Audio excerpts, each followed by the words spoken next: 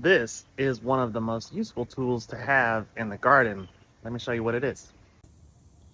So this is a hose washer or a hose gasket, and every water hose on the female end is supposed to have one inside, and every accessory that goes onto the male end is supposed to have one inside. Let me show you what they do.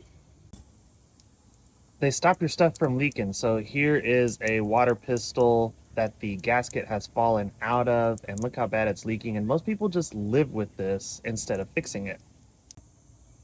So I'm going to stick this right back in there and then put it back together and see if it's still leaking.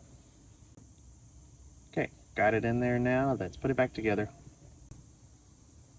All right, there we go. No more leaks. And yes, the water is on.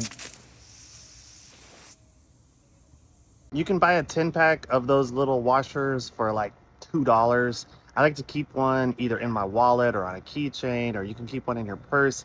It's nice to have one in handy because you never know when you're going to find a leaky hose that needs to be fixed.